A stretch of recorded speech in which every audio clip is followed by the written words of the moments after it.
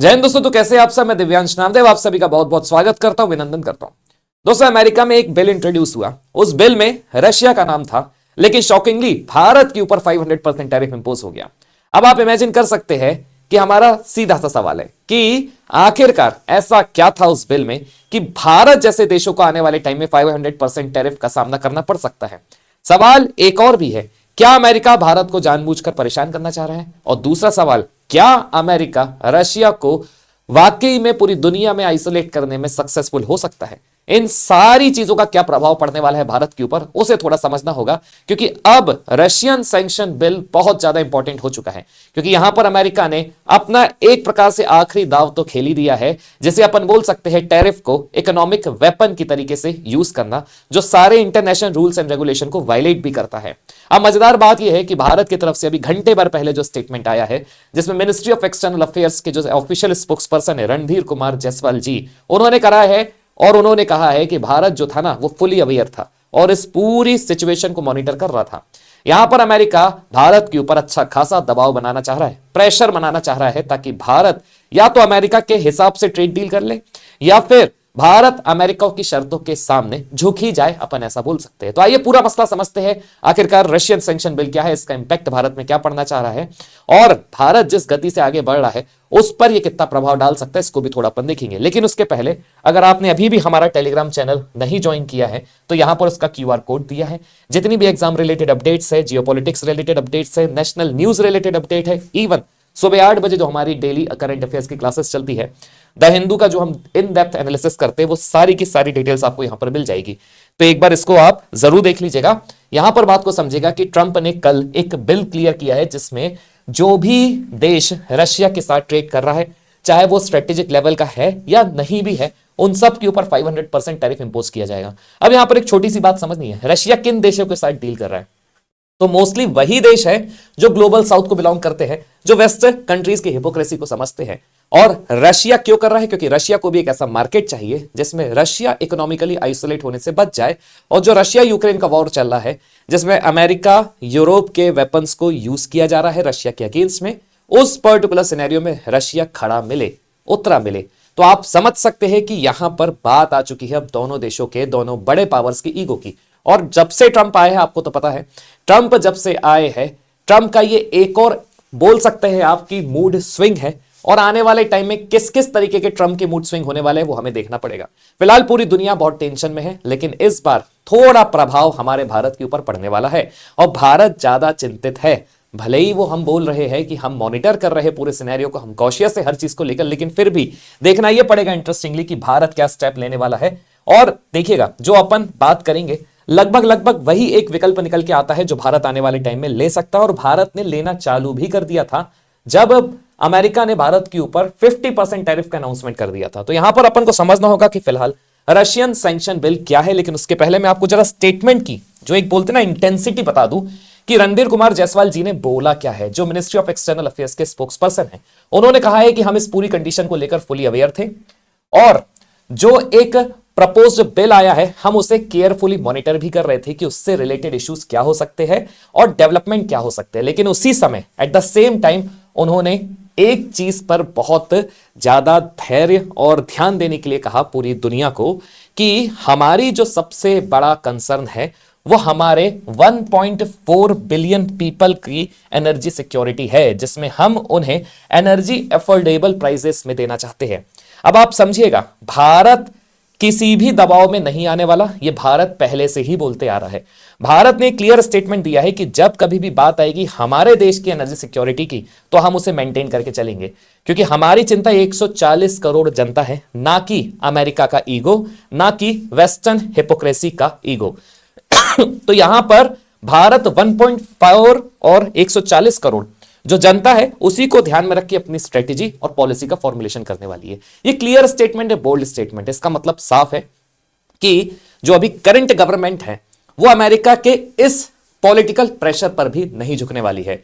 और देखा भी जाए, झुकना भी नहीं चाहिए, क्योंकि हम एक सोवरेन कंट्री है और हम अपने डिसीजंस लेने में आज के समय में तो सक्षम है, जब हमें खुद पता है कि डॉलर के मैकेनिज्म को कैसे काउंटर किया जा सकता है, ट्रेड रूट्स को किस और नेक्स्ट लेवल तक डाइवर्सिफाई किया जा सकता है, ताकि ज्यादा से ज्यादा हम अपने एक्सपोर्टर्स को फायदा पहुंचा सके। लेकिन फिर भी एक जो सबसे बड़ा रोड़ा है यहां पर वो है डॉलर बेस्ड मैकेनिज्म का, डॉलर बेस्ड ट्रेड मैकेनिज्म का। तो असर तो पड़ेगा, लेकिन हां, हर एक समस्या का समाधान होता है और भारत उसे खोजना आज के समय में तो बहुत अच्छे से जानता है।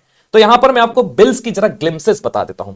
ये जो प्रपोज रशियन सैंक्शन बिल है, इसमें जो यूएस कांग्रेस है उसने बाय पार्टीसन पार्टी का रोल करते हुए इस बिल को एक प्रकार से अच्छी खासी सहमति दी है। कुल मिला के सेनेटर्स ने भी इसका बहुत अच्छा साथ दिया है, अच्छा खासा इसे यहां पर समर्थन मिला है और यह पास हो चुका है। होगा क्या, कारण सिर्फ एक है, ऑब्जेक्टिव सिर्फ एक है, रशिया को इकोनॉमिकली आइसोलेट करने का, ताकि जो वॉर चल रहा है उसमें रशिया ऑटोमेटिकली पीछे हट जाए और यूक्रेन की और यूरोपियंस वेपन्स की, अमेरिका के वेपन्स की सुप्रीमेसी स्टैब्लिश हो जाए, ताकि फिर से पूरी दुनिया में इन्हीं के डिफेंस मैकेनिज्म को सब अडॉप्ट करें। क्योंकि आपको पता है वॉर एक प्रकार का प्रैक्टिकल प्लेग्राउंड होता है बड़े प्लेयर्स का, जहां पर बड़े प्लेयर्स पैसा डाल के वेपन्स भेज के एक्सपेरिमेंट करते हैं। तबाह वही देश होता है जहां पर चीजें चलती रहती है, फायदा उठाते हैं ये बड़े प्लेयर्स। यहां पर एक और चीज है, साथ ही साथ इस बिल के माध्यम से उन कंट्रीज को पेनलाइज किया जाएगा जो रशिया के साथ ट्रेड कर रहे हैं। और लार्ज स्केल जब अपन ट्रेड की बात करते हैं तो आप समझ सकते हैं रशिया के साथ जो लार्ज स्केल ट्रेड किया जा रहा है वो मोटे मोटे तौर पर 3 देशों के द्वारा किया जा रहा है। सबसे पहले तो भारत ही है, दूसरे स्थान पर चाइना है और तीसरे स्थान पर ब्राजील है।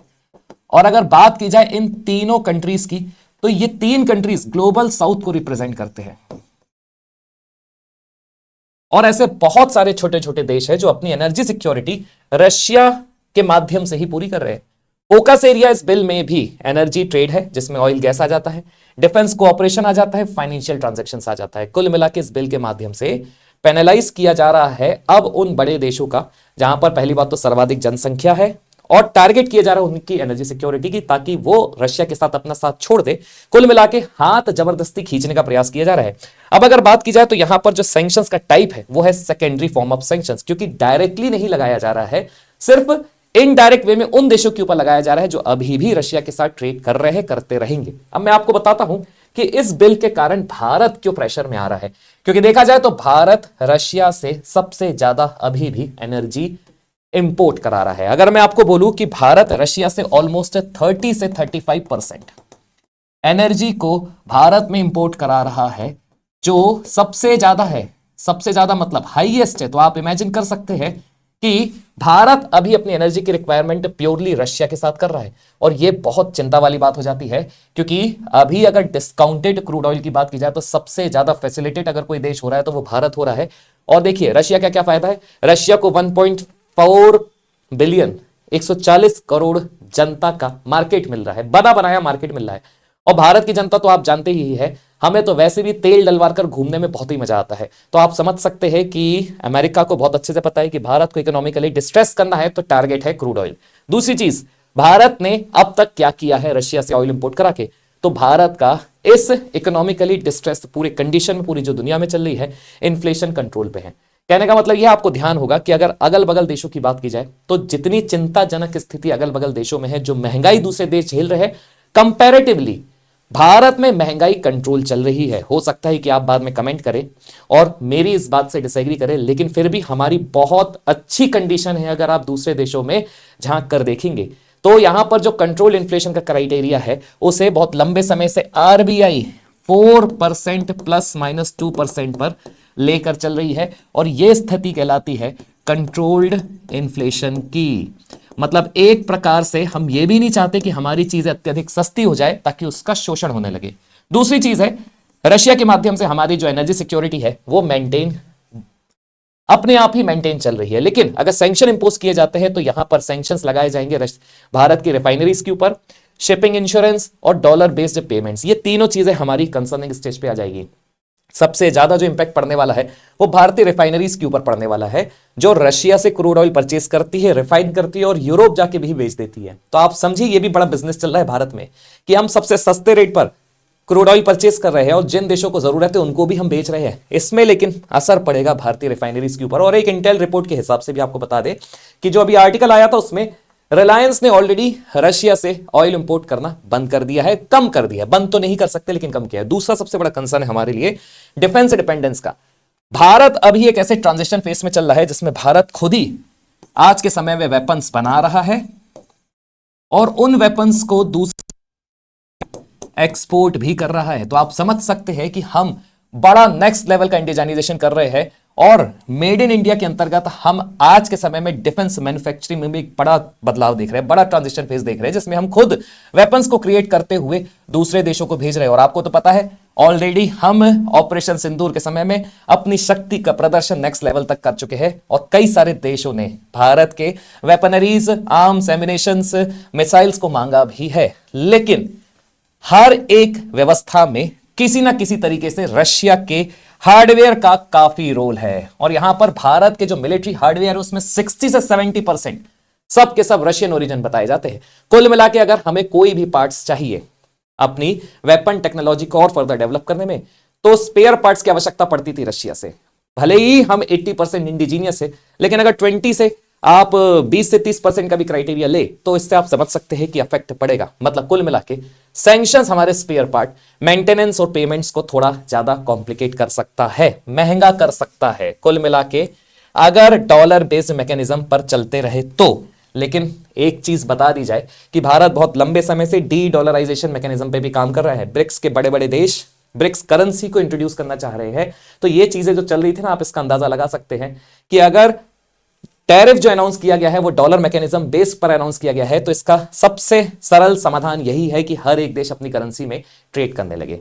इसमें क्या होगा, डॉलर का इन्फ्लुएंस कम हो जाएगा। देखिए वैसे भी कोई यूनिवर्सल रेगुलेशन नहीं है कि धंधा किया जाएगा तो बस डॉलर के आधार पर ही किया जाएगा, वो तो कन्वर्जन आसान होता है, इसलिए सारे देश मिलकर डॉलर को ही एक यूनिवर्सल करेंसी मान के चलते हैं।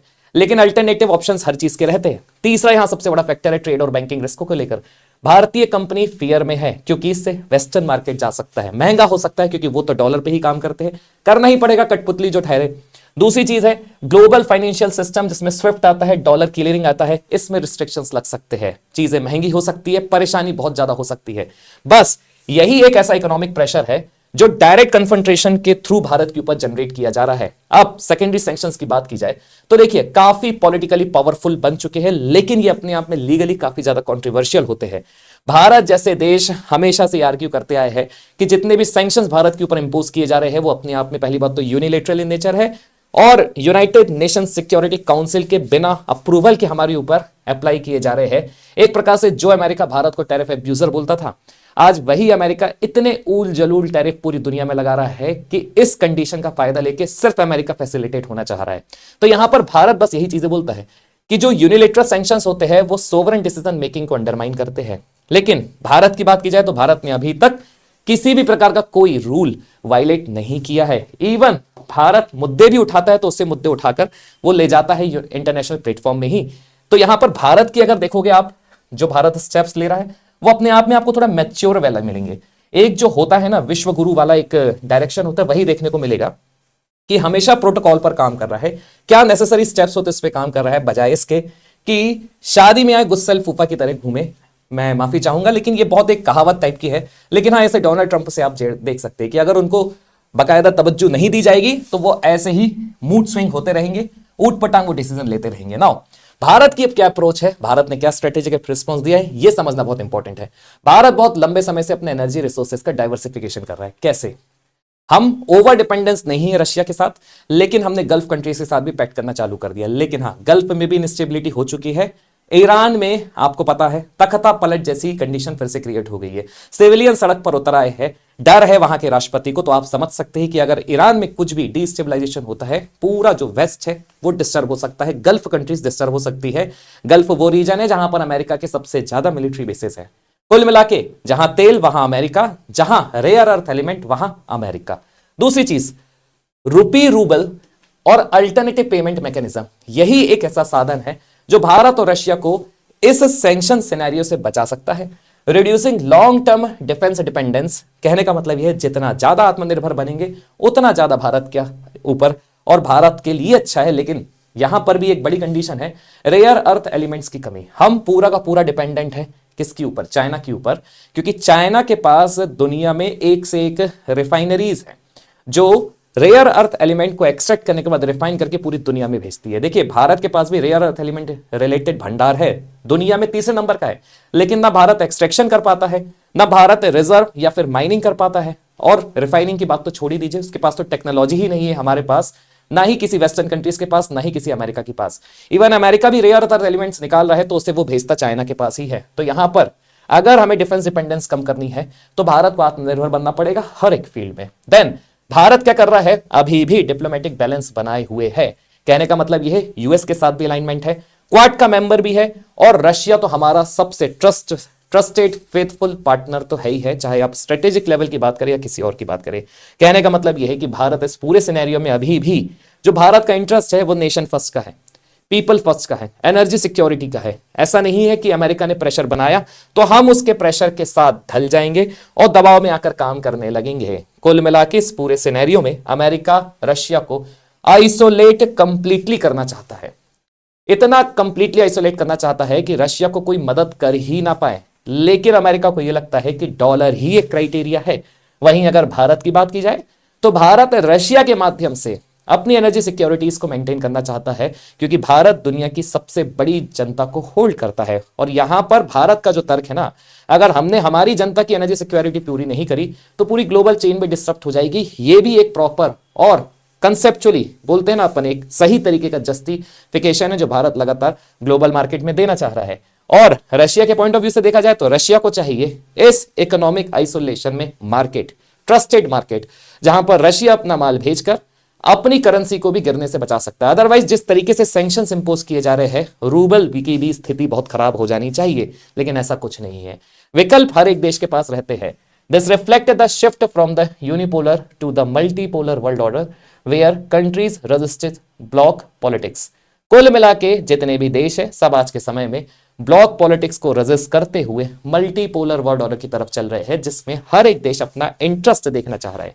ऐसा नहीं है कि सिर्फ एक देश ने जो बोल दिया वो करना पड़ेगा। यहां पर जिस देश को जहां से फायदा हो रहा है वो कर रहा है। फॉर एग्जांपल भारत की बात की जाए तो भारत ने चाइना के साथ रिलेशंस को फिर से रीस्टार्ट करना चालू कर दिया है। ये एक इंडिकेशन है कि फिलहाल हमारी जो जरूरत है हमारे लोग हैं। कमेंट करके दोस्तों आपको जरूर बताना है कि आपका इस पूरे मसले पर क्या सोचना है, क्योंकि जियोपॉलिटिकल सिनेरियो जिस तरीके से चेंज हो रहा है और अमेरिका का जो रवैया चल रहा है, जिस तरीके से ट्रंप के मूड स्विंग्स हो रहे हैं, कुछ बड़ा भी घटित हो सकता है जिसके इंडिकेशन हमें मिल चुके हैं। वो बोलते हैं ना 2026 में तो दुनिया खत्म होने वाली है, तो हो सकता है कि इस दुनिया खत्म होने वाली में, है ना, जो एक कैरेक्टर बिल्ड हो रहा है वो ट्रंप ही हो। वैसे तो ऐसा कुछ होने नहीं वाला है, तैयारी आपको भी करनी है, पढ़ाना हमें भी है, सबको अच्छे से रहना है, लेकिन फिर भी मजाक के तौर पर बोला गया है। आपके कमेंट की पूरी उम्मीद रहेगी। जय हिंद, आप सभी का दिन बहुत बहुत शुभ हो।